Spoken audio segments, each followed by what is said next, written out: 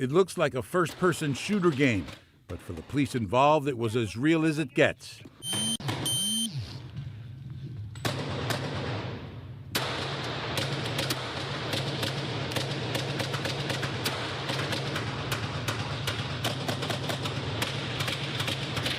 It began just a few minutes before, on a rainy afternoon.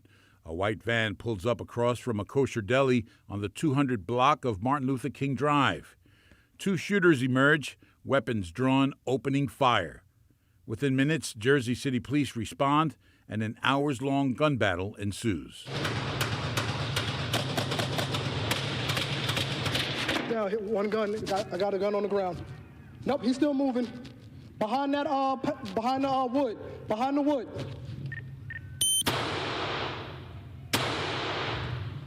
Cops unloading a barrage of bullets from windows of empty classrooms at Sacred Heart School across the street battle the two suspects who had holed up inside the deli.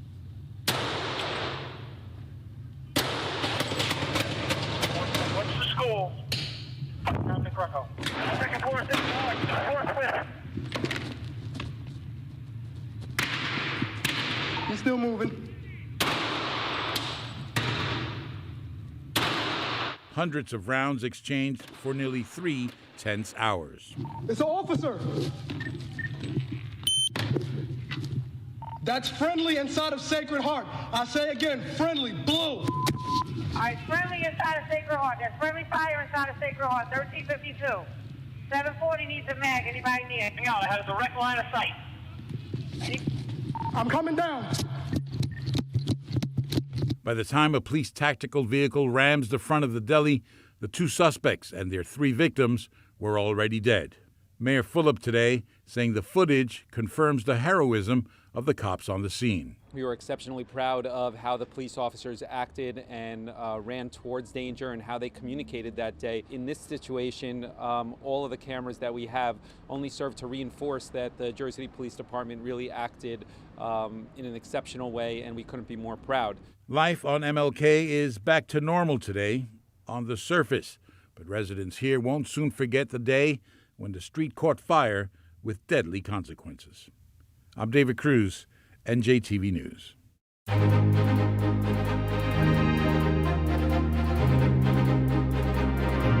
What's up, brother? How you doing? How you feeling? Have you seen your mother? When you see her next time, tell her that I love her. I was crashing in the living room like Donald Glover. No heat, had to use the hoodie for my covers. Contemplating life. What's up, brother? This your boy Tbrown. And what's up, brother? This your boy Troy, and welcome to another episode of the What's Up, Brother podcast. How y'all doing? Happy Halloween, man. Happy Halloween.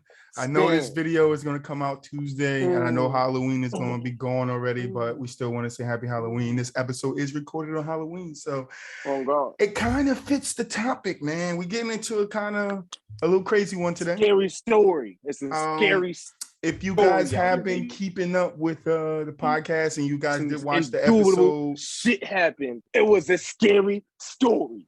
It was a scary story. That's what they said. But yeah, it kind of on this day, not today, but on the day that niggas is talking about. It kind of fits the story. But like I was saying, we did have some technical difficulties.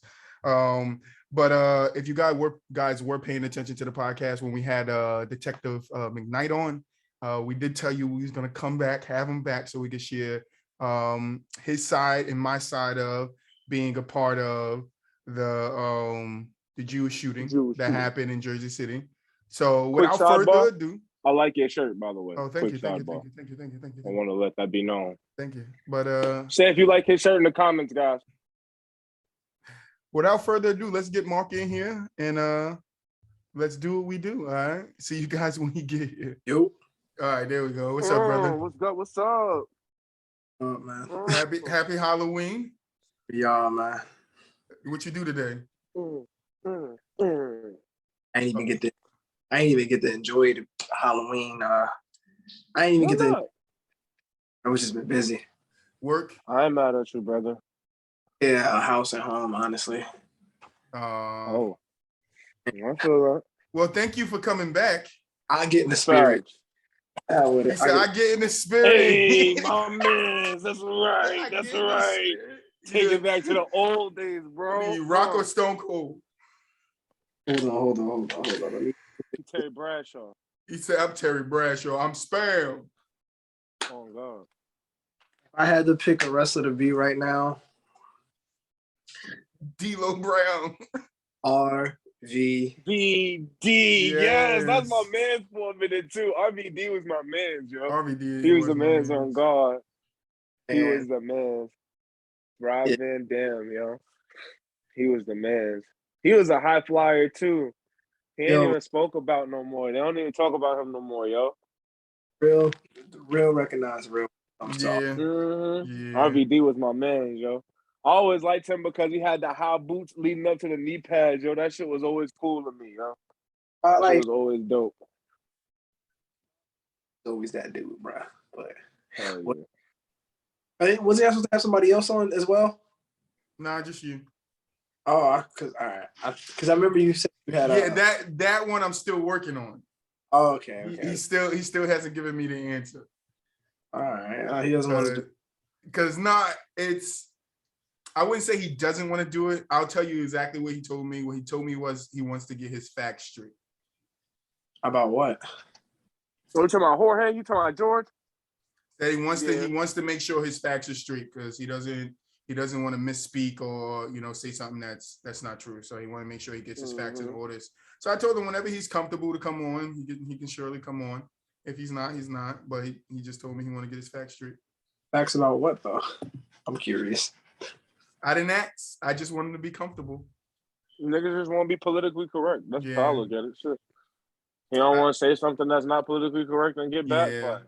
I don't want to speak for him, but that's what he told me. He told me is he just want to get his facts straight. I'm mad at you. Ain't mad at him for that. Yeah. So when he gives me the answer, I will surely hit you up and we will put it in the works. Because I'm always getting it done. All right. But we want to thank you for coming back, man. We know you got a limited time today. So we're gonna try to waste no more time than we already did. I appreciate it, man. What's up? So we're gonna jump right into it, man. So with the time that you have, you're gonna just tell your side of the story, man. What happened on December 10th? Well, it was December 10th, right? 2000. Oh yeah, December. Oh, you know what? I forgot we were supposed to speak about this. That day was pretty much normal. The beginning of it was pretty much normal for me. Hell yeah. District of Jersey City. It was pretty busy that day. We had a few cars on patrol to patrol the South District of Jersey City, and a lot of them had got tied up. And usually when somebody gets tied up means they're attending to other calls or they have an arrest to where they can't actively take other calls. So it was only two cars that didn't have calls. That was myself and another officer. So we were pretty much as they came in. So I remember our dispatcher, she called me on my cell phone. She's like, "Hey, listen, I'm gonna give you a 15-minute personal, so you can go grab. I can't give you a meal because we just got a lot of calls in the stack. I'm like, at least you can go get your food and you can eat while you drive or eat when in between calls." I'm like, I appreciate it. So I went to Wendy's. That's on Route 440. Yeah, 440. The one that's over near by the old Pathmark. Yeah. So I went over there. I had ordered my usual Baconator with a with the wild berry lemonade. Like that's a lot. Ooh, that John fire too, bro. So when you get nuggets?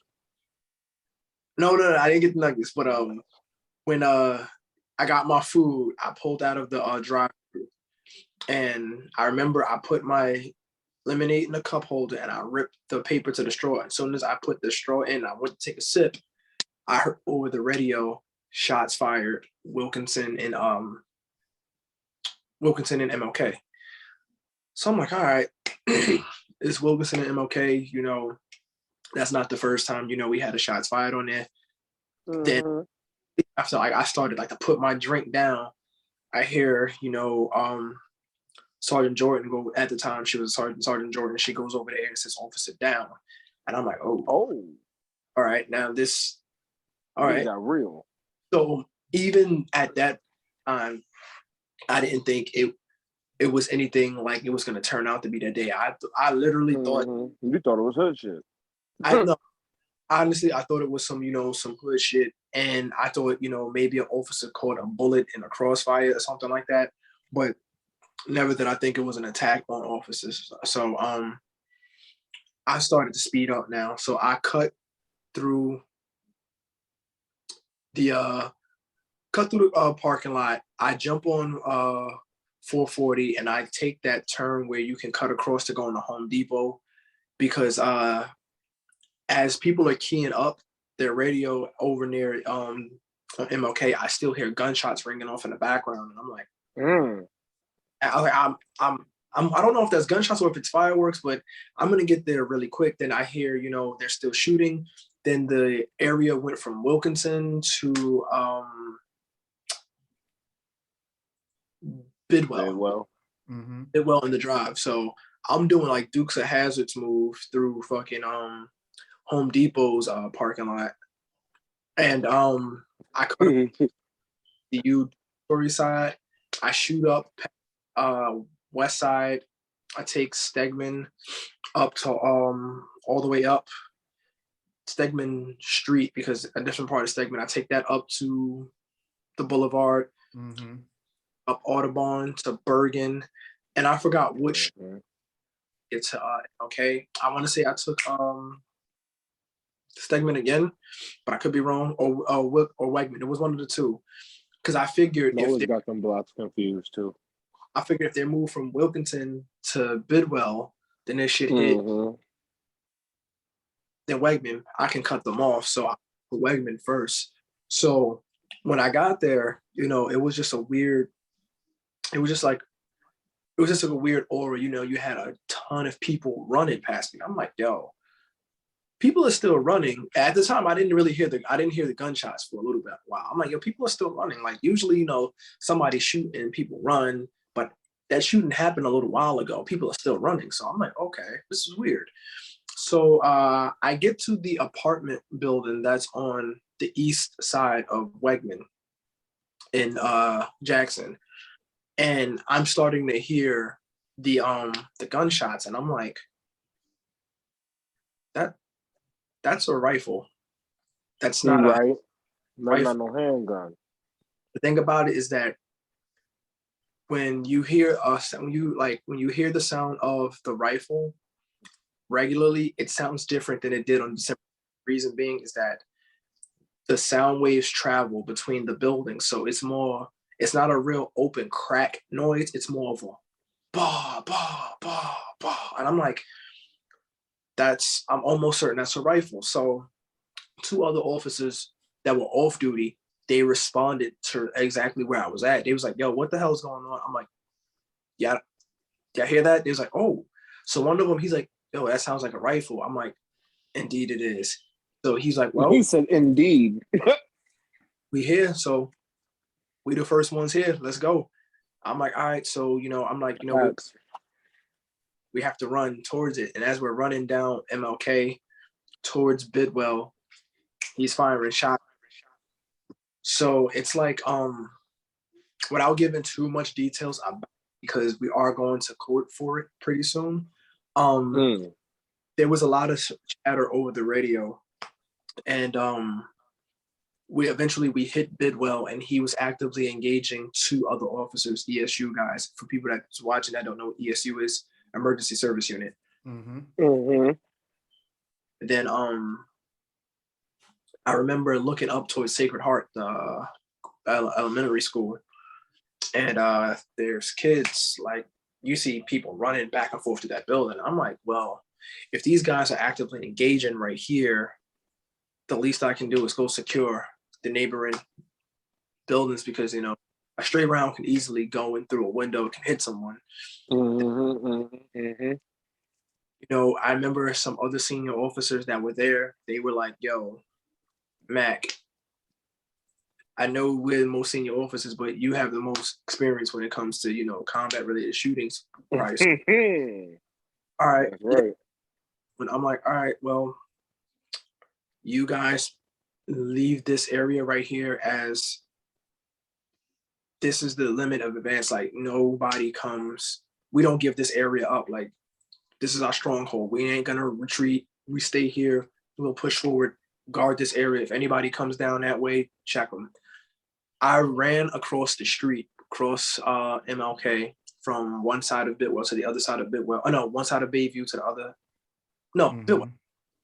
I ran from one side of Bidwell, the corner store. Now, mind you, the corner store and the Jewish bodega, the Jewish market was on the same side. So I had to run across the street and expose myself. And sure enough, as I run across the street, he starts popping shots off at me and a couple of other the officers that was there actively engaging him. So I ran. I go down Bidwell. We get through the courtyard of Sacred Heart, and we run over some popcorn behind the building. We get there. Me and another officer, we go into Sacred Heart on the Bayview side, and like around that time, the shooter wasn't really actively shooting anymore. He was still in there, but he took a little break. So when we got in there, we cleared the building of Sacred Heart, which I want to say that school, their procedures for active shooters was tremendous because they pretty much had the school locked down before we. But we still went, swept the basement, first floor, second floor, third floor, ensured that anything like that. And the crazy part about it was there were actually bullet holes in some of the windows. So that was just like, wow, like the person that's actually doing the shooting, it's because he actually cool. So after we secured the building, all of the kids were moved to the opposite side of the building. And me and the other officer, we took different positions inside the school looking down towards the bodega. And the crazy thing about it, the bodega window, the Jewish market windows were tinted to a certain level. And from where I was at on the second and third floor, because I went between both floors, you can see into the store. So eventually I seen movement and I wasn't sure what the movement was, but I knew that there was somebody still in there. And wasn't sure if it was the actual shooter or, it was somebody that was trying to, run to safety. And at that point, like when we got into the school and we actually got, eyes on the whole situation, we found out that another officer actually was shot. And that was Detective Seals. And the thing about it was that we didn't know who it was because we had no idea that what had transpired in the cemetery happened before the shootout. Because I'm just getting to the scene thinking that, this dude started popping off at people. He shot a cop in the shoulder. But the reality of it was that before that happened, the cemetery incident happened. Us guys that were already at Bidwell, we never knew anything about that. We didn't know until like we actually got into the gunfight was when we found out. So I remember they just told us, you had an officer with a gunshot wound in a lifeless condition, and they were transporting him down to the MC. And usually when you hear that, that somebody didn't make it.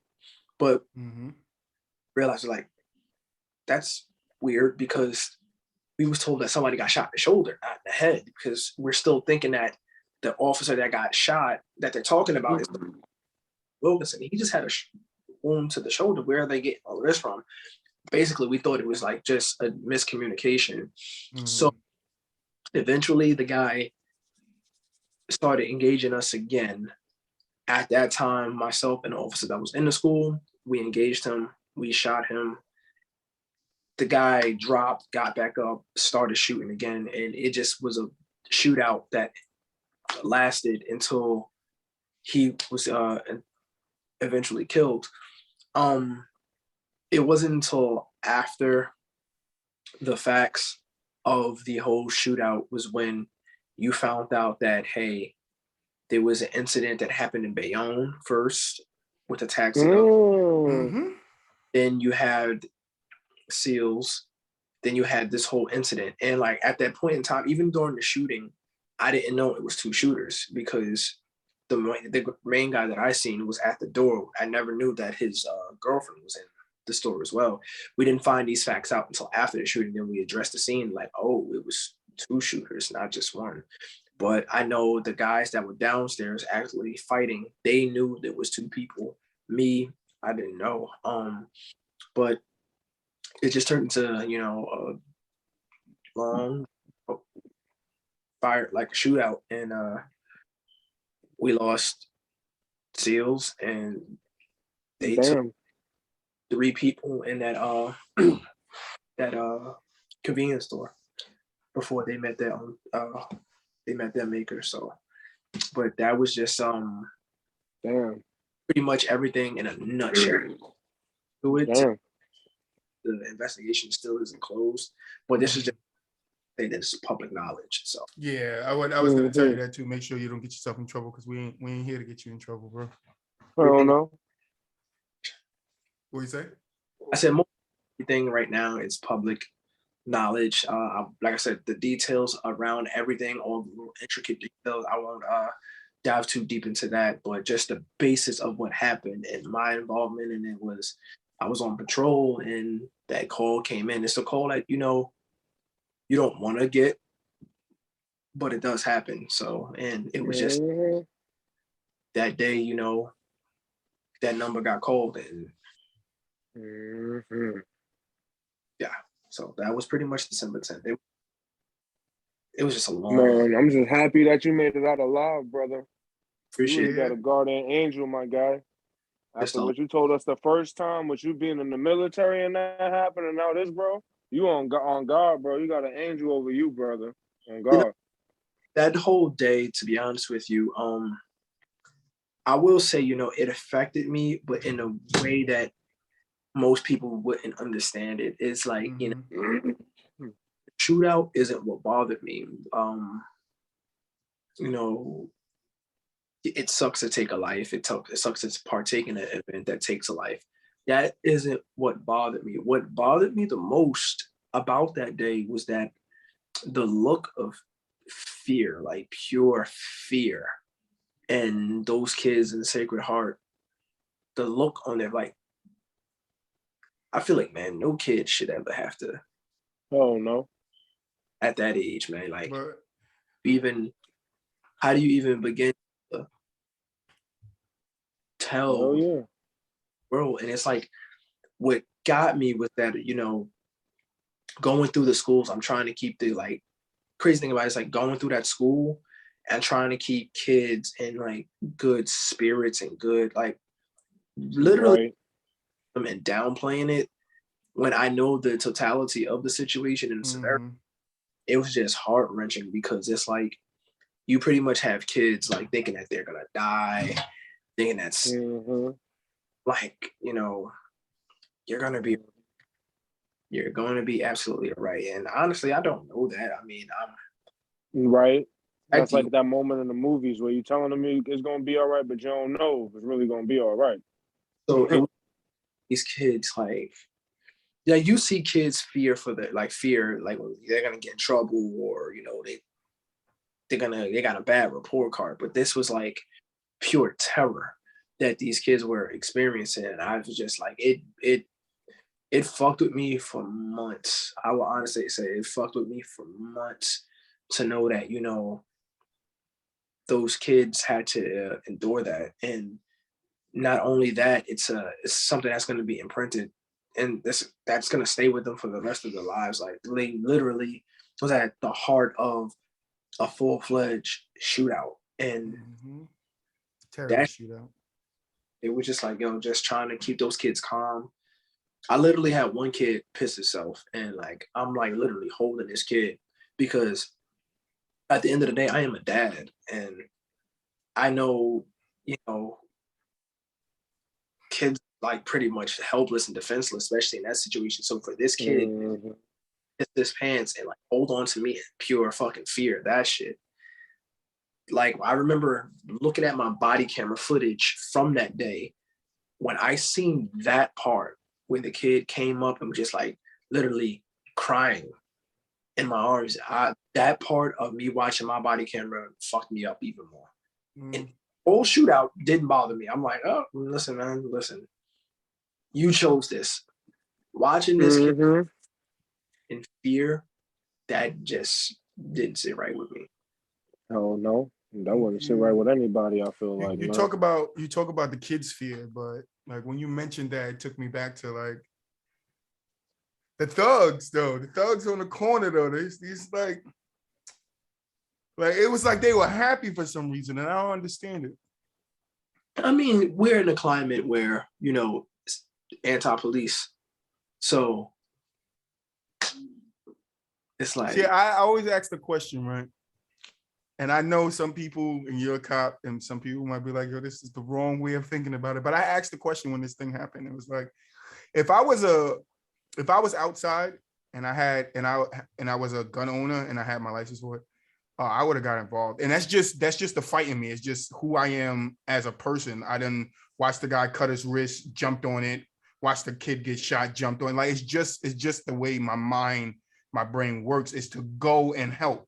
That's just me. And to me, it's like seeing all these thugs and all these people standing around cheering and shouting and yelling at the cops. And it's like, yo, people are actually dying right now. Like people are legitimately dying right now. Like you guys think this shit is a joke, and it's not. But none of you guys that's sitting here killing each other out here is willing to take these two motherfuckers that's coming into y'all hood, shooting up y'all hood out. Man, and that's where I find that to be a problem.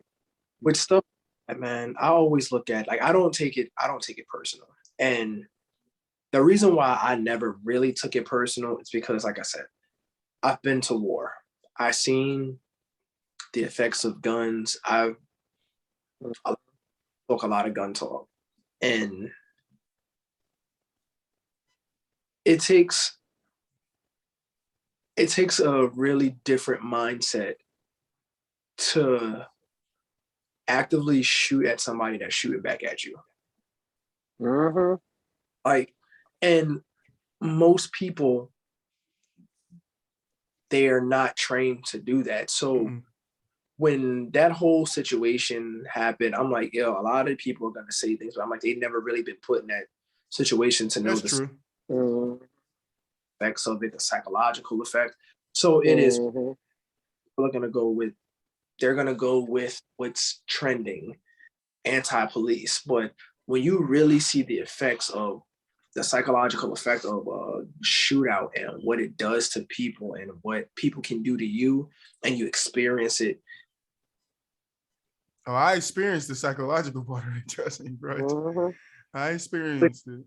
Even like a lot of people in the hood, we've experienced it to some degree, but the degree that most people haven't experienced was literally staring down a person that has a gun and you're physically trying to end his life.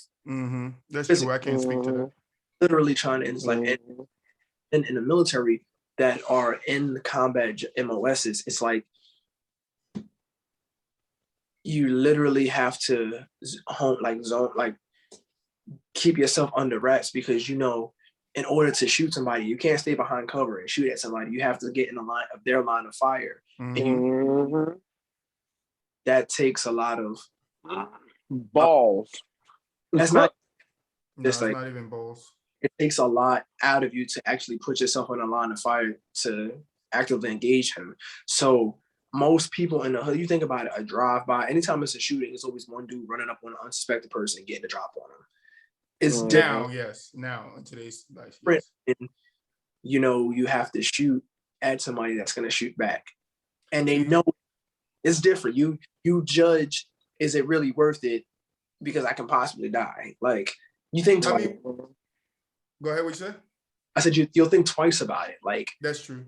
If would do like, yo, I'm gonna go clap this motherfucker. I'm gonna clap this motherfucker. Like, yo, you gonna clap him, but just know he know that you coming. You ain't gonna just run up. No, you're gonna try to be sneaky about it.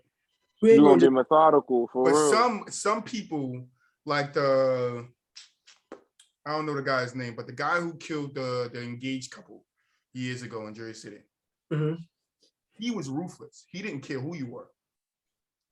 From my knowledge on the street, he was one of the types that you said would literally come in your hood, just shoot up whoever he wanted.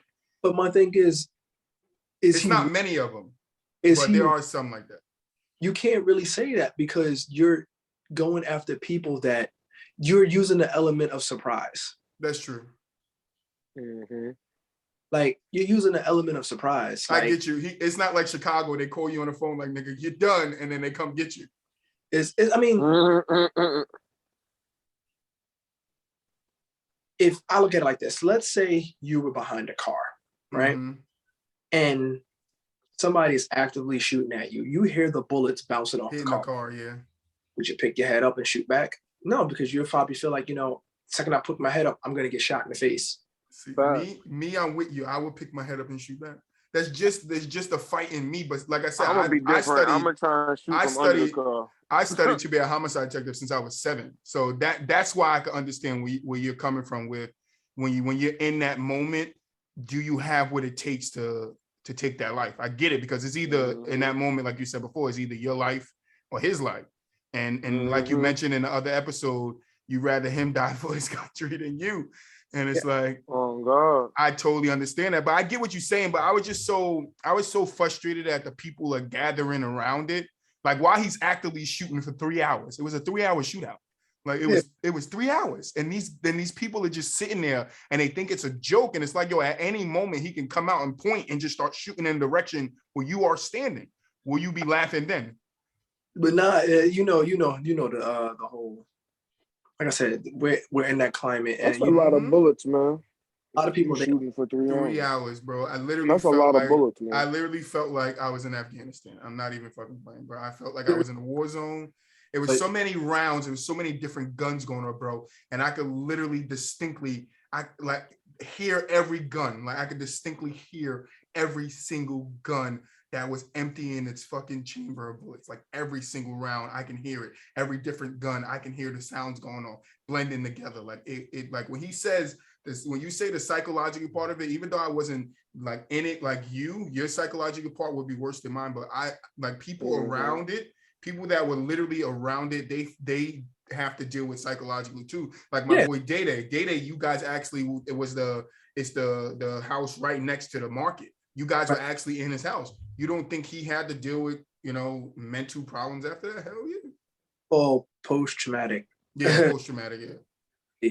And like I said, man, it's something that I don't wish anybody really have to experience. Like, hell no.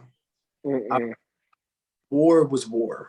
I'm glad. And it's crazy because, like, I hear a lot of people say, man, I wish I would have gotten in the military, man. I'm like, listen, don't count your blessings, because a lot of us came back. So, a lot of you came back fucked up, but a lot of you didn't come back at all. Yeah. So I'm like, oh God. So like that whole day, man, that shit change you, bro. For anybody that had to deal with the effects of it psychologically, I feel for them, because nobody should have to experience that. It took me months to stop having dreams, bro. Yeah, because like it happened and midday. Day. Type shit. And I only say that because I literally just got off the phone with Justin. Like, literally, as we hung up, 15, 20 minutes later, some shit like that, that shit had popped off. And then a couple hours later, Justin calling me back like, yo, like, it was a big-ass shootout. And I'm like, what? See, I'm thinking, at first, I'm just thinking, all right, the gangs have collided. I'm just thinking gangs have collided. But see, from my end of it, I'm in my living room right where we sit now, but I'm on my couch. My game was hooked up, not to my monitor. It was hooked up to my TV at this time. So I'm playing 2K. My daughter's next to me. First shot rings out. My daughter jumps. I look at her and I'm looking like, what the fuck was that? That's a gunshot. Because I know I lived in the hood all my life. So for me, it was all right, no gunshot. Figure out what it is, assess the situation. Because like I said, I studied to be a cop since I was 7. Assess the situation and then figure out a way that puts you in the best position to protect you and your daughter. So I went to my window to see what the fuck was going on outside. When I got to the window, there was about 2 undercover cops in front of my door, one across the street, and some and also clothed officers outside my house. This is, I guess, why you're coming up, Stegman.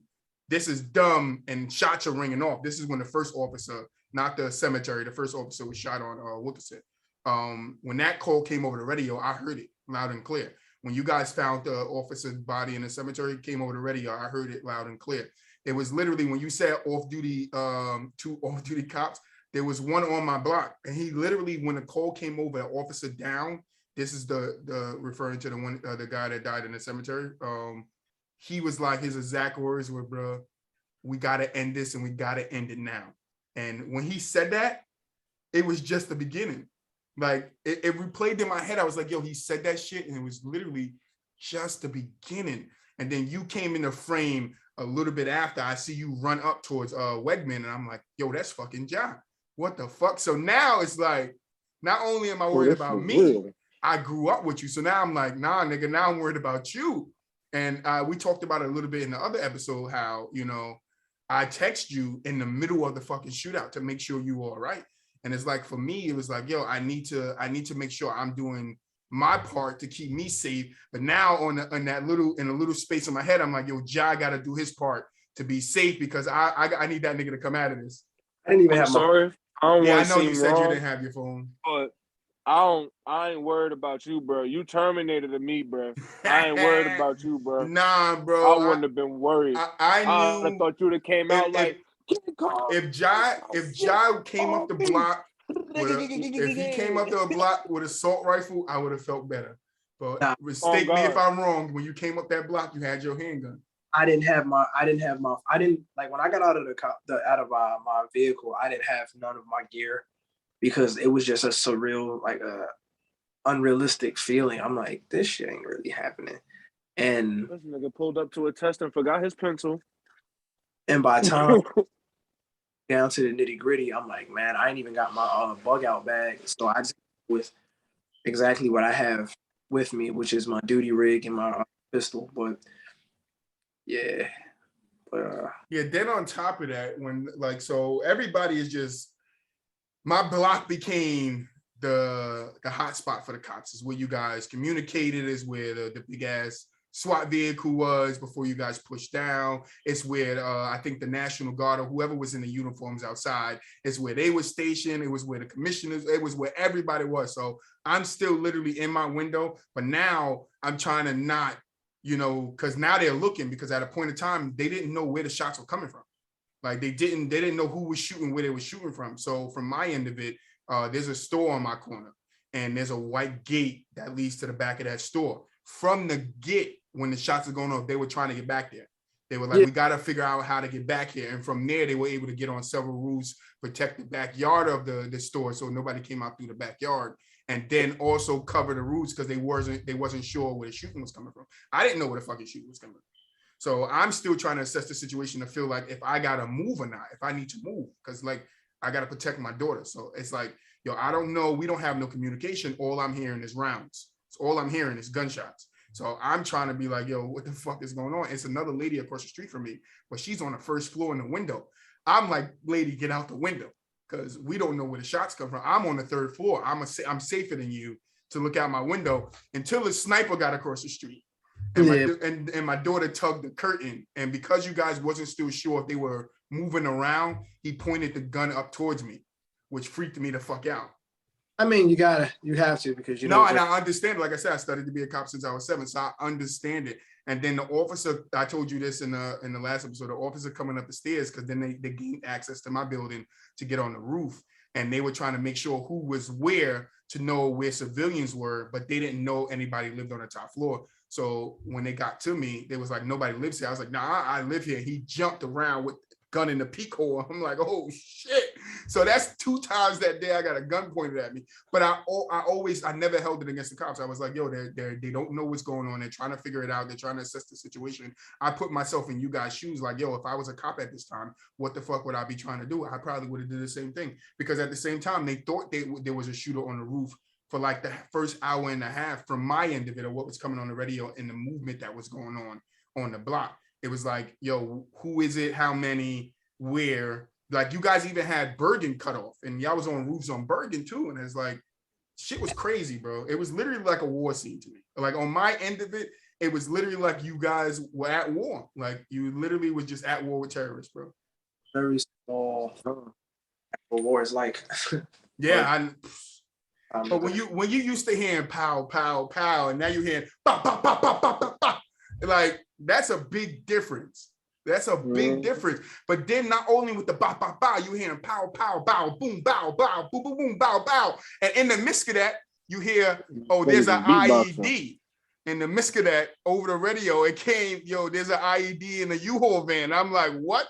At that moment, I lost it. I was ready to grab my daughter and run as fast as I can down the block, because I was like, yo, if it's an IED, how big is it? How big is the explosive? What did he make it with? Because now, like I said, I studied a bit. So now I'm starting my mind's racing. Like, all right, I need to protect this area. Fuck the house. I got to protect me and my daughter.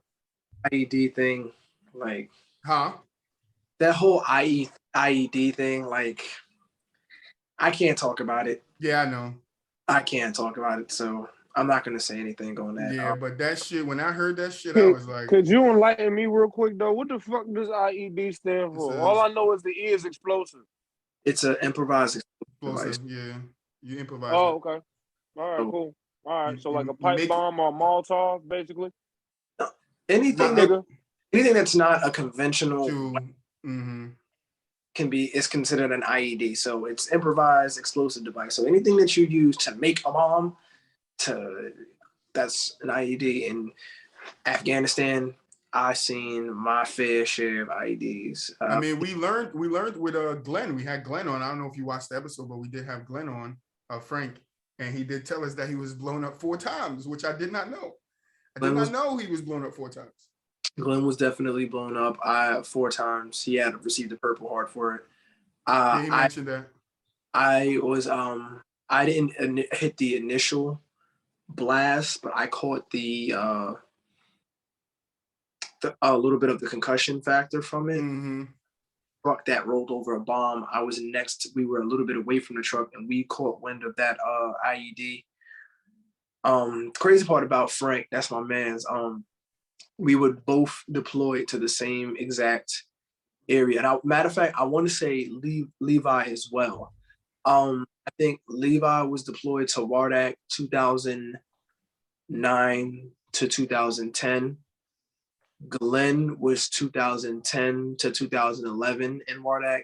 Then I relieved Glenn in Wardak from 2011 to 2012. Yeah, you had mentioned it, and Glenn mentioned it too in his episode. You know, that you guys did spend some time together over there, which is cool, man.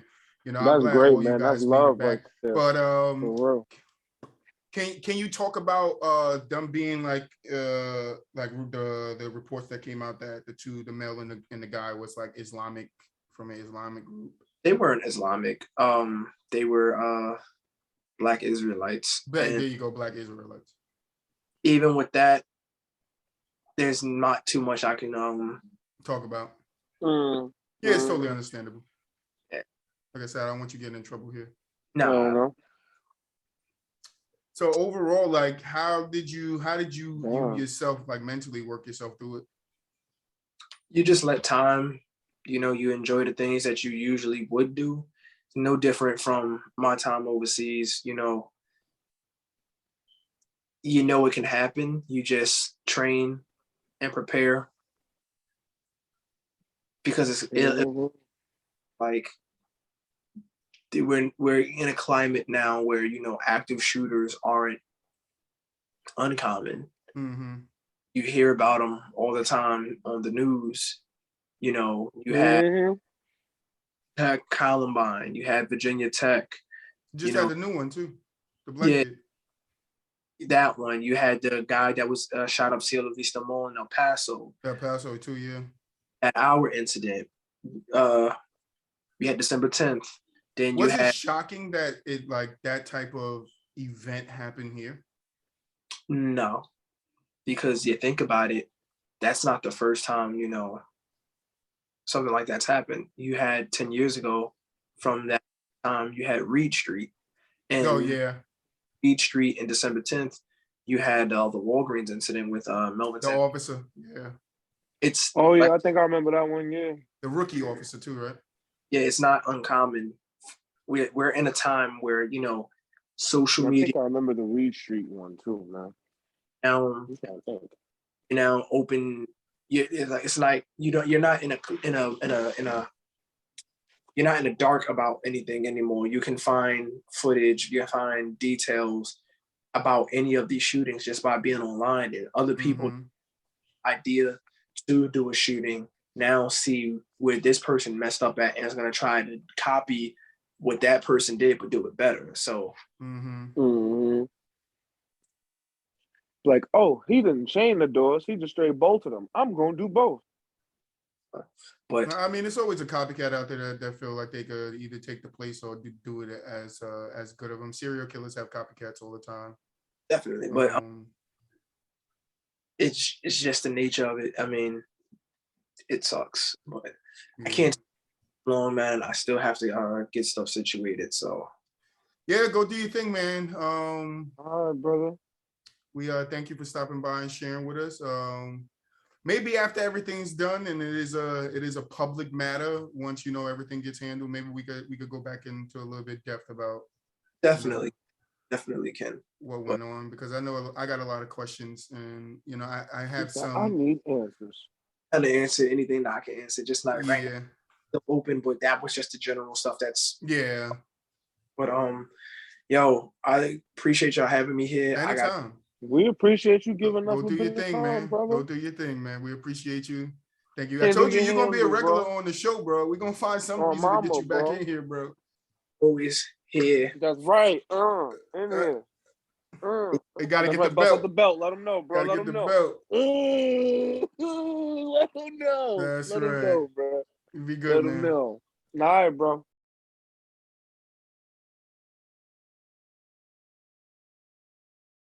All right. So to I go should have with brought my popcorn, man. to go Told you I a should have brought my little bit popcorn. more in depth on my end. So, like T said, you know, on my end, I'm a regular civilian. I did study to be a cop since I was 7. I went to school to be a detective. I have my associates in criminal He justice. said I almost had a criminal record.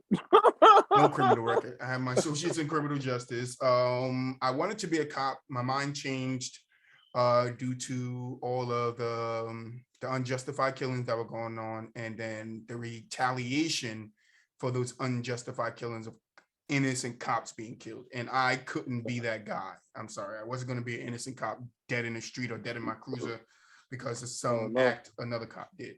But when he said that, I was a happy man. But on December 10th, man, like I alluded to when we were just on with Mark, yeah, I was just sitting in my house playing 2K, man. First Oh shots. God, we was literally on the phone. Literally on the phone. T hung up. About 5 Oh minutes God. later, shot went off. My daughter was two at the time, so she don't know what the fuck going on. The first shot scared her, but every shot after that, she was just bouncing on the bed laughing like it was nothing, and it was like that innocence tore me up in that moment, because it's like I gotta protect it. And you guys might not think like him being in Mark being in the predicament that he was in, you know, like he said, having bullets flying at him and having them back, to where me, I didn't have no bullets flying at the person or at me, but at the same time, I was still in danger, and so was everybody around me, because at the same time, you know, there was a report that came over the radio an hour and a half into the shooting that it was an IED. We don't know. I don't know if it's true. The report said it is. That dude and that girl had a lot of bullets, bro. They had a lot of bullets. A lot. You got two of you having a firefight for 3 hours, bro. That's hella bullets. Not even don't even give you that much bullets in Call of Duty. I don't think people realize the toll it takes of hearing that many fucking pops, bro. I don't think people understand. Like, I know people around me were affected by it too, and I know they probably still deal with it to today, because it is a traumatic experience for people that don't go through it. Yeah, we live in the hood. Yeah, people shoot at people, but it's normally a run up, like Mark said, pow, pow, pow, and it's over. Quick. It's over. It's quick. It's not a 3-hour standoff where you can't move. My girl and my stepson was trapped in Hoboken. They couldn't come this way. Nobody could leave and nobody could come. We had the mayor of Jersey City about 4 blocks down with a news station talking on the news. They cut everything off because it was confusion going on because they had to, like Mark said, the officer that died in the cemetery was linked to this crime, and also linked to the crime was the guy that was found in I believe it was an Uber driver, and this same couple killed that Uber driver and stuck him in the trunk of his car. And That's then tragic. I think it was a couple of days or a week later when the cop died in the back of the cemetery. And then a couple of minutes after that, they started shooting up the Jewish market, which I don't think that was the end of their plan. I think it was also because right next to the Jewish market is a Jewish, I think you call it a monastery. I think so. Yeah, with a whole bunch of children and Jewish adults. And I think that was the target. But I think they got altered. Their plans got altered by the first 2 cops on the scene. Because the first cop on the scene, he took a bullet to the shoulder. His female cop came over and pulled him away while still taking fire, which gotta commend her. You gotta commend her for running into the fight and saving her partner, man, while taking rounds from a semi-automatic weapon or automatic weapon. Type shit. Not sure what weapon it was. That's why I said semi-automatic. That shit was loud. Don't know if he modified it. Don't know what the woman had. It was said that the girl had a shotgun. I don't know for sure. There was reports that came out, just to be transparent, that the cop that was killed in the cemetery was a dirty cop. Don't know how true that is, even though the word on the street from the same day it happened, I heard that he was dirty from a drug dealer's mouth. And it wasn't a young drug dealer, it was an older head of a drug dealer. So I might know. To be honest, I got mad when I heard him say that, because I was like, yo, this guy just lost his life. Or how could you sit here and say this about a guy? But then after talking to my uncle, who, knows some detectives, the rumor was kind of clarified. But like I said, I don't know, because it ain't really proven. I can't. I don't really have. We already been told we can't speak on them things. But I do want to say still being investigated. I do want to say rest in peace to him. I do want to say rest in peace to the 3 people that lost their lives in the shooting.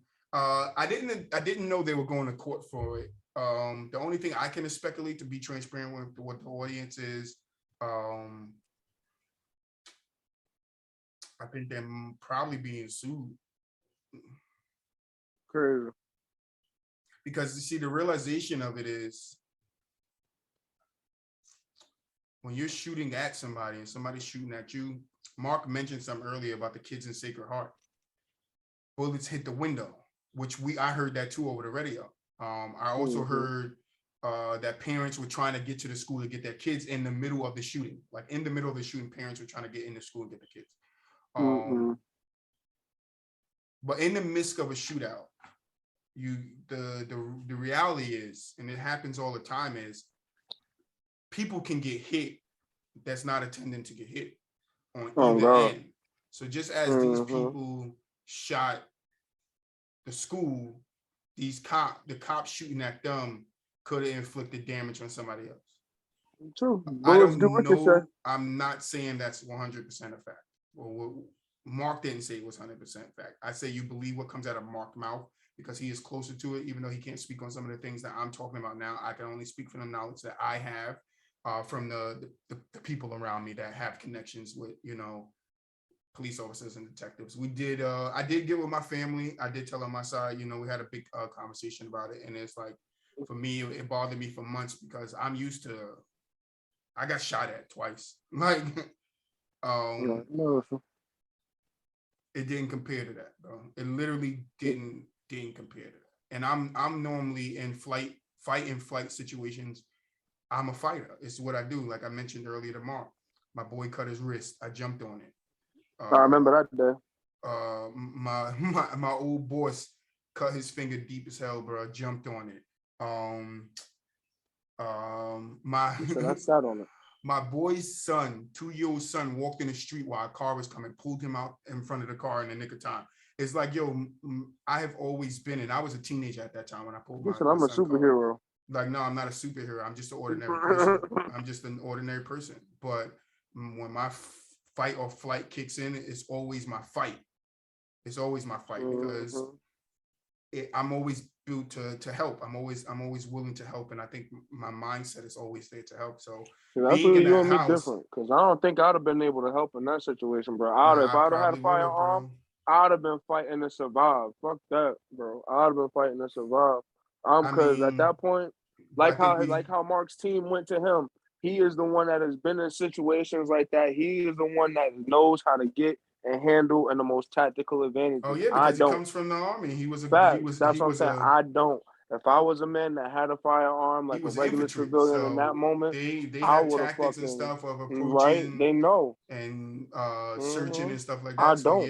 I am not that guy. When I saw, I would have just fought to survive. When I saw Mark, my heart dropped because it was like, now I personally know somebody that's affected by the situation. Not just me being affected. I know somebody that's affected by it. But not only that, I know what Mark been through. I know that Mark comes from the army. I know that he was shot by Taliban. I know that he went through all that recovery. I know he was a cop. And he used to be stationed on my corner if you watched the other episode with Mark. But it's like, it was hard. It was really hard to do it. I wasn't scared. I wasn't fearful. It was more of shock. It wasn't even, it was just shock. I was shocked that it was happening. Because like Mark said, we did have events that happened with the Reed Street back in the early 90s when I was born, or a little bit before in the late 80s. There was a big shootout between two gang members. When I say shootout, they literally shot the shit out of each other across the street from each other, hiding behind cars. So like Mark has said, this stuff does happen, but it's like, you don't know what it's like until it happens around you. And my mind was messed up for months, and I don't see shit because I'm a man. I deal with it, and I got over it. Now, I don't really think on the situation. I try to keep my mind off of it. I can bring myself back to that day and relive it all over just by closing my eyes. And I did a little earlier if you guys was paying attention, but that's just the person I am. I could literally stand in that day and watch it happen. So I try to keep my mind off of it because I don't want to go through those emotions again. But it was crazy. It was crazy seeing that sniper rifle pointed towards me. It was crazy seeing the cop point the gun through the peek hole, and it's like, I could have died that day. And it's not. Oh God! It's not no bullshit. Mark could have died that day. Like, every officer out there could have died that day, and it's like, yo, as much as we sit here and we shit on cops, bro, we got to remember they do that. And the reason why I brought up the gang members that were sitting down there laughing, because they can't do that. They wouldn't do that, not to protect their own or themselves. So we have this fucked up way of thinking in society. Those guys literally stepped up that day and saved lives that day. Because even though there was 3 people that died inside the store, it could have been way more collateral. It was also said that that wasn't the only stop they were planning to make. They had another target in mind too, which was another Jewish center. So that's probably that one that's down by the square. It's hard. I understand that people that are around mass shootings that go through them. I was as close as you can be to one without being close to it. Oh God. And it was like, I'm still thankful that I got my best friend to this day. Yeah, it still affected me because that cop with the sniper rifle could have blew my fucking head off. I mean, clean. Killed your muffin cap back blue. My daughter would have just been sitting here playing in my blood. Like, that's the shit I thought about in the time. Like, that's the shit. I'm honest, bro. Like, that's what comes to our mind. That's why Mark said, like, yo, when he had that little boy holding him for fear, that hit different, yo. And I can understand it. I could definitely understand what you're saying. I can't feel it because I don't know what it is. I'd be shook too, because at that point it's just like, yo, he is defenseless. Crazy. He can't do shit. It's crazy because he on a whole nother level of defenseless. For Mark ends of it, it's not even I have to focus on his threat. It's I have to keep me safe, my fellow brothers in arms safe. I have to keep these kids safe, and I have to keep every civilian around here safe. Because, like you said, bullets fly, bro, and they travel a long distance, bro. Hell yeah. So, like I said to them gang members though, that was out there laughing at the cops while they dealing with a mass shooting or fucking terror attack. And they even more stupid in my eyes just because of the fact that, bro, you really gonna sit here and stand outside and watch this shit go down? You ain't even want to sit here and try and run and duck for cover. You crazy. People were running, like Mark said. People were running in the beginning, but once the cops got a barrier, which were like 5 blocks, they cut off like 5 blocks both ways. People just sat by the barriers and was laughing at the cops, calling cops all sorts of names. There was a dude. There's video on YouTube. I don't know the name of it or how to even find it, but when it first came out, it was surfacing around Facebook, but it's on YouTube. A guy was right down there just recording the cops laughing in their face as they're dealing with this fucking real life threat. And a bullet could have just came down the block and smacked that nigga in his face. And then who laughing now?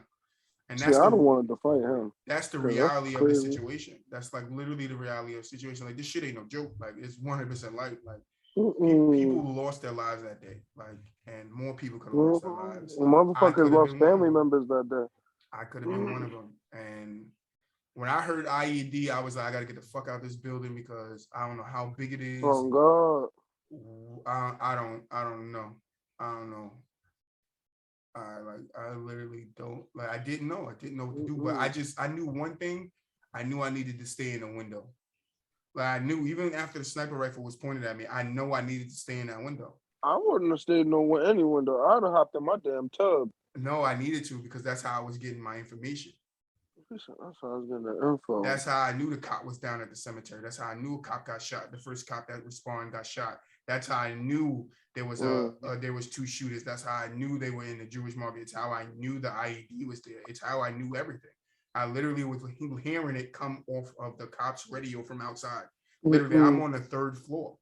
I'm literally on the 3rd floor. And I'm listening because I put my bat ears on because I need to know what's going on. He said I put my bat ears on. All the gunshots though. And I don't even think it was the gunshots. I think it was as the amount of rounds that was shot that day. Hell yeah. Cause that is a lot of bullets. And like I said, I mean, I know that just because the times I've gone shooting, even with a handgun, bro, you could piss off rounds like that. Like it's easy. So for niggas to be shooting for 3 hours, and you notice that is a lot. Yeah, I noticed that he didn't bring up Mark didn't talk that much about the girlfriend. I wonder why. No, I ain't even gonna say nothing because I don't even know what I'm saying. So I ain't even gonna sit here and say shit. I wonder why. It's interesting. To be continued. Maybe it's it is definitely to be continued. So, like I said, when Mark and them get done with the court case and everything come out publicly, we're gonna have that nigga on here after court. He's gonna come out right after court. If the police department has any wrongdoing, I might even look the lawsuit up to see if you can find it because lawsuits are public record, should be public records. If it's a lawsuit, but I'll look it up. JCPD. I don't even know what they'll call it. Oh God. But yeah, it was a trying day. I would say that I wasn't as much fearful as I was focused on protecting my daughter. I wasn't like I literally was on the phone with my other cousin. Shout out D. Shout out D. He helped me through it. I'll give you your props, bro. He was on the phone hearing all the gunshots too. So he held me through it. So it was a trying day. It was trying. You would never expect yourself going through some shit like that, bro, or being around some shit like that. And you know, for the people out in El Paso, you know, my condolences. And the teacher and students that was injured in other school shooting, my condolences. Yeah, it was a trying day, bro, and it took me a long time to stop hearing those gunshots. Like, it took me a long time to stop hearing gunshots in my head. Like, and like I said, I've been shot at twice. I grew up in the hood. It comes with the fucking territory. I haven't been shot at, but I've been around some shootouts. Like there's a couple of other time one night while I I've been walked literally home. gun pointed, firing my way twice. So you know that corner store where you used to, I mean the chicken spot where you used to live on Bergen? There was a shootout around there one night. I was coming home. Niggas took the long way home that night. I was walking. Sometimes it's worth taking the long way home. Oh shit! I definitely did. I jetted right down to the boulevard. Sometimes I just wish like I got trapped outside the house too. But I wish I wasn't here either. But I was here for a reason. I went through some mental issues. I'm not gonna lie. I went through some, but I deal with my mental shit on my own. I know some of you probably be like, that's not good, but I had to deal with it on my own. I couldn't. My girl wasn't here. She couldn't understand what I went through.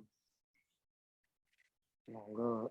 As a man trying to protect your family, they're like, what do you do? Like, you can't go out and fight the problem because the cops are here. You're gonna be a part of the problem. You go outside and try to fight the problem.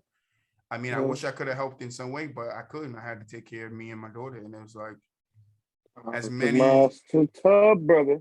many fucking cops that showed up from different cities, and fucking New York was over here. Like New York cops, Bayonne, Hoboken, Weehawken, North Bergen. There was every cop surrounding came to help. National Guards standing outside. I think it was the National Guards. They were standing by. They were outside standing by. SWAT team or whatever Jersey City name is for them. They was outside. And the reality of it too, which Mark didn't touch on. Mark touched on it in the first interview we did. They weren't equipped for it. They weren't equipped for this. But Mark still was running past the book. Bro, when I seen Mark is running up. I'm here on Bidwell, right? Mark is running up from Wegman, gets behind a police car, and he's taking shots. He lays down some shots, and then he takes off down Bidwell. That's what I saw, and that's the last time I see Mark. So you just imagine. Now I'm thinking, where the fuck did he go? So when Mark came on last time and he said he was in the Sacred Heart building, that's him shooting out of the Sacred Heart window. I'm like, okay, that's where you went. Today, when Mark said we went through the gate, that flashed in my head, okay, when you go down Bigwell, Sacred Heart has a gate on this side that you can get to Wilkinson. Now it started clicking. That's why I said you don't start putting pieces together until you start seeing the other side of it. Mark is on the other side of it. Mark is on the other side of it, and he had to deal with trauma before, and I know that he knew how to deal with it. For me, I've been shot at. I wasn't shot at this time. Thank God I wasn't, directly involved in it. I was just involved in it by surroundings. But yeah, it's not a fun experience, bro. It's not a fun experience. Niggas was watching a whole Lord of the Rings movie while the shootout was going on. Nigga, it wasn't fun. It's not like, I just wish that I did take that stance. I'm not even gonna bullshit you. I took the stance like, where was the gang members at? Like, why they ain't protect the community? Like, you can't expect them. Yes, the fuck it did have something to do. Two communities collided. I'm talking about the drug dealers, like the gang members. They ain't gonna do shit for the community. They was outside. They were outside. And look what they was doing. They were running. Shit. They were running. Shit. Like, there's video of it. You can go on YouTube and find a video of when the guy hops out of the U-Haul van and there's a Jewish kid. Thank God he didn't get the Jewish kid. The Jewish kid heard the first shot, looked, and then took off. Same way he came. Bidwell's here. The kid walked this way, he was going in the center. The store is next to it. Guy fired into the store. He looked and then bolted back this way. And it was another guy. It was actually another Jewish guy in the store that survived. But as the guy came in, he was hiding behind a cash register from what I heard. I couldn't see it. But from what I heard, he was hiding behind the cash register. And when the girl came in, she had a shotgun. He ran from around the cash register, grabbed her shotgun, and then threw her in the store, and he ran out. Or he pushed her in the store. Some way he took her and moved her out his way from the door and got out that door. And you'll see that on the video too, of this guy coming hauling ass out of there. I wish the other people had a chance to run. I wish it was a failed mission. I wish it could have ended quicker than 3 hours instead of, having to allow not just my brain, the cops' 15 minutes brains, would have other been fine. civilians' brains, the children's brains, to hear all those damn gunshots. Because that's what took the biggest toll on me. It was the gunshots and the 2 guns being pointed at me. Even though, like I said earlier, I could understand why they did it because they were antsy, they were jumpy. I'm just glad none of them had an itchy finger and pulled the fucking trigger. Because then I wouldn't be here to tell you my side of the story. I wouldn't be here to have this interview with Mark to, to shed light on, what he wouldn't even be having a podcast. Yeah, it's life. I mean, I'll probably still be crying. Yeah, I'll probably still be crying too. My grave probably be filled with water, bro. Oh God. I thank God. I mean, it's all I can do because it could have ended bad for all of us around here if it was, like I said, the IED is speculation for now until I guess more details come out. Oh, mama. But it's not speculation. It was reported in the newspaper that there was an IED in the game. How big it was, who knows? But if I know IED and the position that it was in, not that one small, my building would have been affected by it. How much, I don't know. Because there are other buildings in front of me, it probably would have been the only thing that could have saved my building. Because what you guys have to realize is where the backyard to the Jewish market is, my son bedroom window is there, my kitchen window is there, and my bathroom window is there, all pointing in that direction. So I was able to watch every angle, cops on the roof, cops in the backyard, cops going through the back of the building. I was able to watch all of that. I got a firsthand scoop on it. If I was in my journalist state like I am now, I would have been jotting it down, grab the video camera. But that like shows you most of you guys would grab the video camera, like all you guys that were standing on both sides of the barriers did. I ain't grabbing no video camera because when you're stuck in a situation of life and death, a video camera isn't going to save you. I had to make sure my daughter was safe and I was safe. Mark had to make sure he was safe, his brothers in arms was safe, and the community was safe, even while being laughed at by drug dealers and fucking criminals. Sometimes we don't understand that there are very good fucking people out here that do very hard fucking jobs, and it doesn't excuse the mistakes they make. Does not excuse the mistakes they make. But there are some good people out here that don't even make fucking mistakes, but we blame them for the mistakes others make. That day literally shows you why there's a need for cops. Because if you defunded the cops in Jersey City, niggas would have been dead. That shootout would have been a whole lot worse. The quote is, "You are dead." Nah, tonight's quote is, you have 2 choices. 1 leads you to happiness, and 1 leads you to madness. My advice, don't step aside. I guess they path led them to madness that day. So, oh God. And like Mark said, they didn't stop until they put him down. Right. Don't step aside. Yes, I heard that too. He was finally dead. Yes, I heard that over the radio. I heard everything. You're dead. It was like this nigga is making a joke out of it, but that's Tbrown, guys. That's what I'm here for, bro. I make light of the situation. I make light of situations. I mean, I normally make light of situations too, but it's just hard to go back to that time and really think about the emotions that I had to deal with then. It's like, I ain't mad at you, bro. Like I said, I've been shot at, so that shit ain't nothing. I mean, I'm not gonna say it ain't nothing, but I mean, but after a while though, us, yo. It's nothing after a while, bro. That didn't bother me. That's like when nurses, it's like when nurses and stuff and that type of feel, like when you see dead bodies or you got motherfuckers coming in on fucking gurneys with like mangled limbs and shit, like you see that shit. CNAs, they be washing old people's asses all the time. They used to that shit. Like for me, if I see an old nigga saggy balls, I'm like, bro, I want to see that shit. Tuck that shit in, bro. Like, nah, they used to it. You know, you used to seeing it. It was third world countries. Motherfuckers don't got clothes. They be walking around ass naked. It was a hell of a day. They used to that shit. It was a hell of a day. All right, guys. It's your boy Tbrown. And it's your boy Troy, man. Thank you guys for watching the What's Up Brother podcast. We're going to catch you guys in the next one. Peace. Stay safe. Stay loved. And happy Halloween again, all right? Peace.